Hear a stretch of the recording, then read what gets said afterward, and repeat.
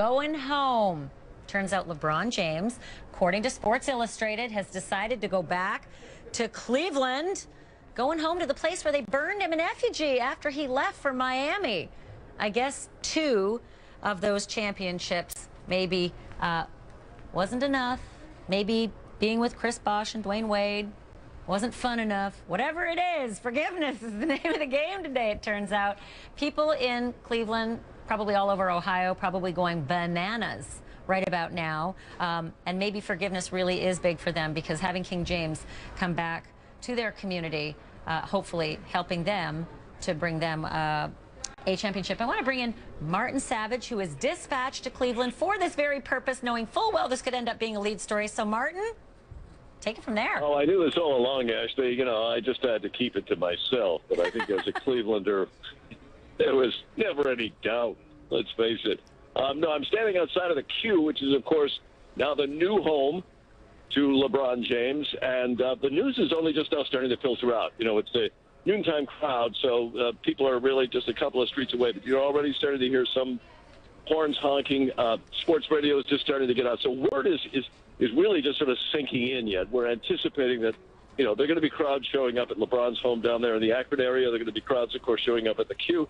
They are just going to be thrilled because it's been quite a remarkable week for the city of Cleveland. So do you know about this, Martin? Do you know about this Sports Illustrated piece that he wrote, according to, it's by LeBron James, but it's as told to Lee Jenkins in Sports Illustrated, where he actually makes his announcement in a multi-page letter before anyone ever cared where I would play basketball. I was a kid from Northeast Ohio. He goes on and on, waxing poetic about Ohio and how he's saying, I'm coming home. Yeah, and then, you know, I've heard it. They're actually reading it on the radio right now. So that's why I think a lot of people are still sort of absorbing it, because that letter is quite philosophical. And it gets to the point that many Clevelanders have felt. They know they love their city. They also know it's a great place to raise a family. I know that because I did that here. And so that is really what apparently resonated the most with LeBron James at this time. Of course it's a team. Of course it's a championship. But it's family. And that's what people in Northeast Ohio would say. That is what it's all about. Okay, folks, and come back really on camera for a hear second. that explanation. I just want to hold this up. This is the picture in the Sports Illustrated article, a letter, dictated letter from LeBron James. You can see it pretty clearly. It's a picture of LeBron with a very telling caption saying, I'm coming home. Rachel Nichols, are you on the line? Host of, hold on one second. I think our host of Unguarded. Spill it, lady. How did this whole thing get written? Sports Illustrated, the news didn't get up for now. Okay, how does this whole thing? Yeah. I didn't hear your question, Ash. Well, I'm looking at this big sort of in-depth letter that was written with the help of Sports Illustrated, and it's being posted. Nothing leaked? Nothing got out before now? Well, this is a very carefully orchestrated, free agency period. I spoke to LeBron a lot about how he was going to handle this week, these last couple weeks, and he said that he learned from his mistakes last time, that he wanted to take some time to consider all options, that there wasn't going to be a lot of leaks from the camp or a lot of different things people would say, that he wanted to keep it all close to the vest with him.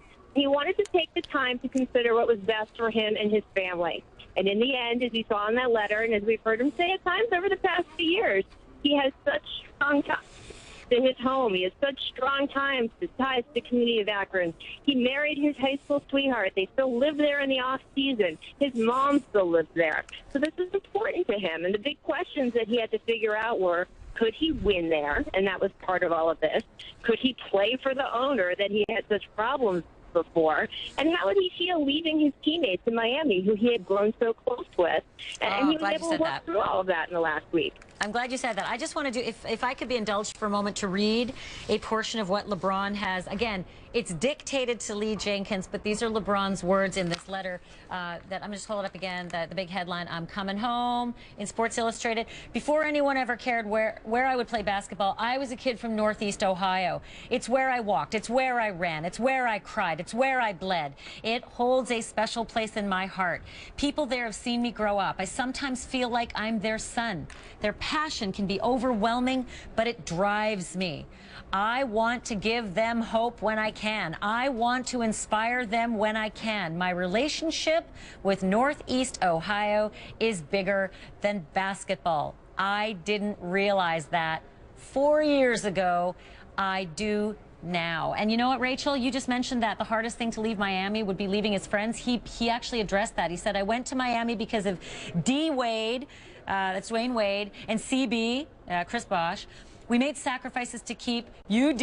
I love becoming a big bro to Rio. I believed we could do something magical if we came together, and that's exactly what we did. The hardest thing to leave is what I built with those guys. Rachel, does this mean a possible championship for Cleveland, and what does it mean for the Heat that he leaves behind?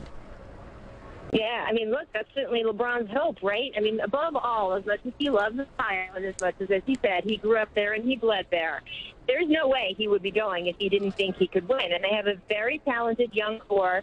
They've sort of told him, hey, we can bring back some of your old teammates who you don't have anymore, who you really like. So that's part of the allure as well. They're still trying to make a trade for Kevin Love, another great player. So he definitely thinks that he can win in Ohio. Now, what does that mean for the Heat? Well, Chris Bosh is expected now, since LeBron is leaving, to very seriously consider and maybe even take an offer from the Houston Rockets. The Heat will try to keep him, but Chris Bosh is certainly listening to Houston. If he goes to Houston, that leaves Dwayne Wade, the only major player in Miami. They will try to recruit some other more minor players, but it certainly is going to be a huge change for Miami Heat fans. They are not going to be the powerhouse they have been used to being. So indulge me for a minute more, if you will. I've been scanning through this article, this letter. I think he called it his essay. Yeah, I'm writing this essay because I want an opportunity to explain myself. He says, I'm not having a press conference or a party. It's time to get to work. When I left Cleveland, I was on a mission. I was seeking championships, and we won 2. But Miami already knew that feeling.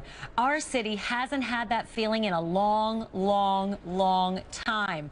My goal is still to win as many titles as possible, no question.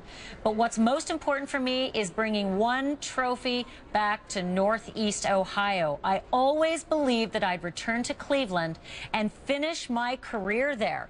I just didn't know when. Martin Savage, if you're still on the line with me, can you hear any of the screaming from the streets yet?